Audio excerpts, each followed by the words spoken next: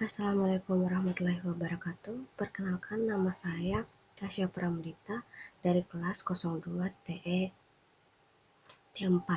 Pada kesempatan kali ini, saya akan memaparkan sebuah materi tentang karakteristik listrik dari saluran transmisi. Pendahuluan, karakteristik listrik adalah sifat-sifat dasar yang menggambarkan aliran dan distribusi energi listrik dalam suatu sistem. Saluran transmisi adalah bagian penting dari sistem penyediaan listrik yang mentransfer energi listrik dalam jumlah besar dari pembangkit listrik ke daerah-daerah yang membutuhkan seperti pabrik, bisnis, dan rumah tangga.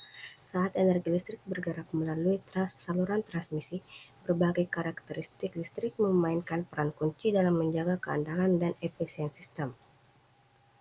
1. Tahanan air. Tahanan air dalam konteks listrik adalah sifat dari sebuah konduktor atau perangkat listrik yang menghambat aliran arus listrik. Tahanan disebabkan oleh geseran elektron dalam konduktor dan semakin tinggi tahanan, semakin besar hambatan terhadap aliran arus listrik. Tahanan suatu konduktor diberikan oleh R sama dengan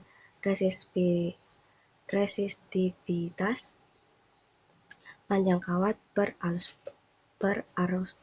luas penampang.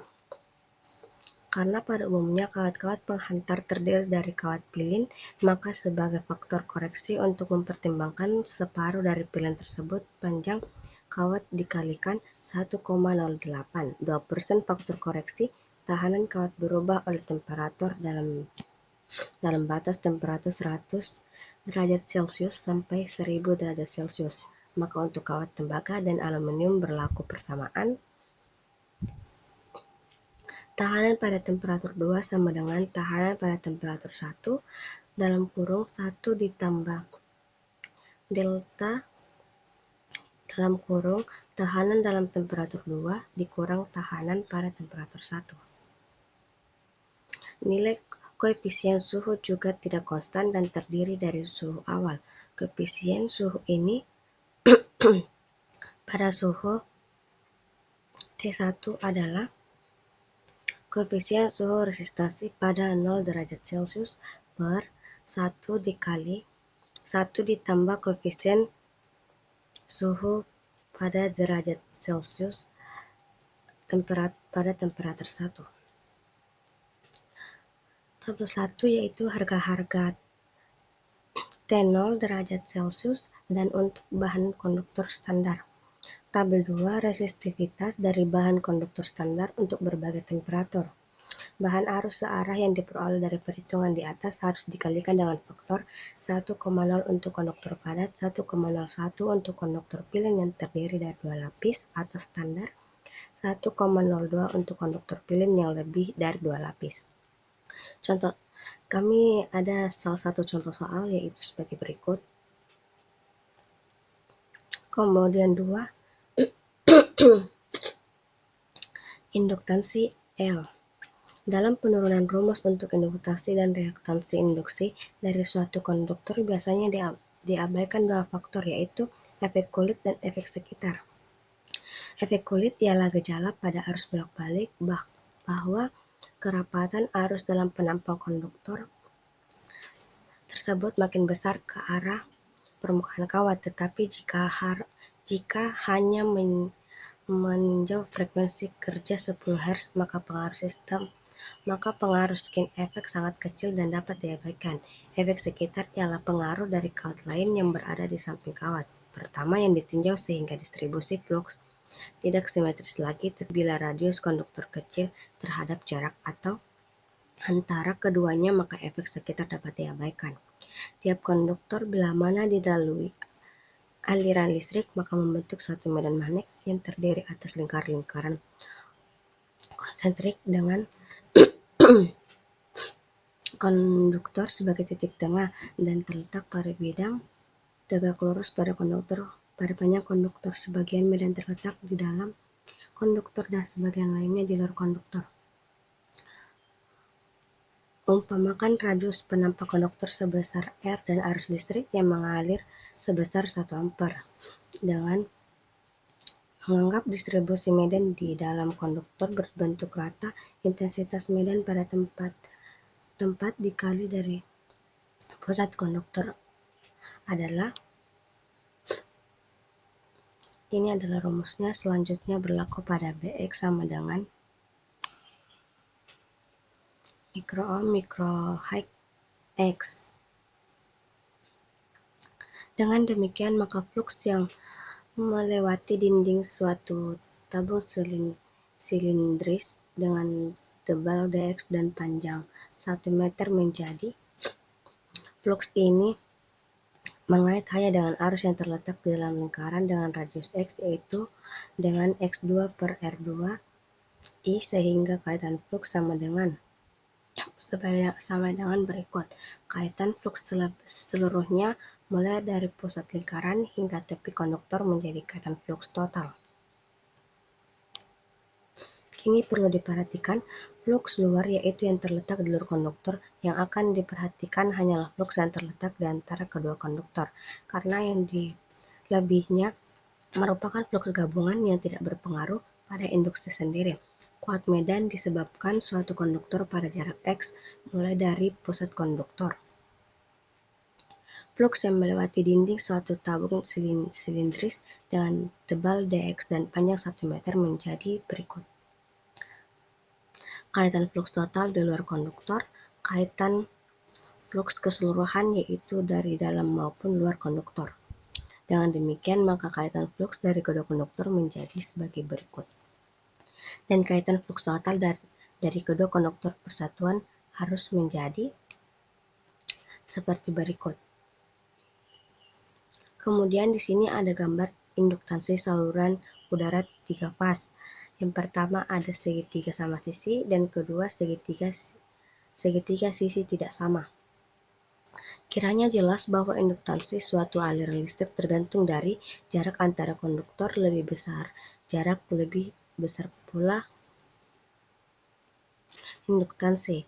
Radius konduktor yaitu berkurang dengan bertambahnya radius, panjang saluran yaitu meningkat dengan panjang saluran itu. Di sini kita ada satu contoh soal. Kemudian 3, kapasitansi C. Sebagaimana diketahui, dua konduktor terletak terpisah oleh suatu medium isolasi merupakan suatu kapasitor.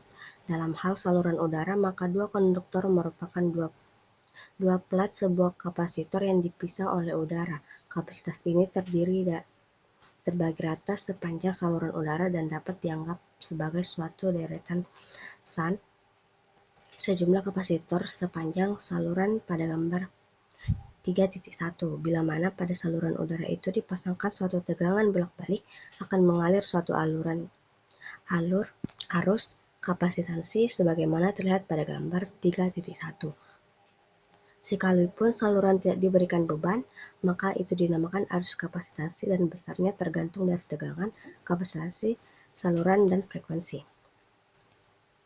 Besar arus kapasitas adalah arus dikali sama dengan 2 dikali pi, frekuensi dikali besaran tegangan.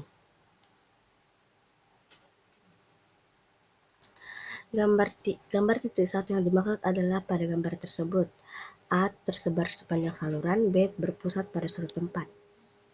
Misalnya suatu saluran udara satu faz dengan dua konduktor yang masing-masing memiliki radius R sebagaimana terlihat pada gambar 3.22. Jarak antara kedua konduktor dianggap jauh lebih besar dari radius R, bila mana konduktor A menjadi muatan plus kuifarat per meter panjang, konduktor B memiliki muatan min kuifarat per meter panjang. Umpamakan pada titik P yang terletak sejauh X meter, maka dari konduktor A, intensitas medan pada titik P dikarenakan muatan plus Q pada konduktor A adalah penyiarah kepada B.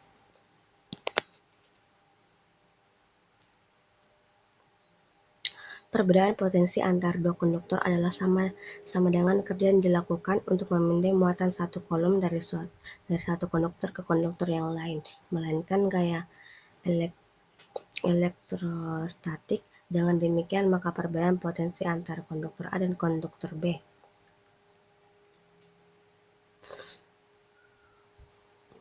untuk suatu saluran transmisi 3 fasa diperlukan Dipergunakan jalan pikiran yang sama sebagaimana dilakukan pada satu pas. Bila mana letak fase-fase Rs dan T adalah simetris, maka kapasitansi tiap konduktor adalah sebagai berikut.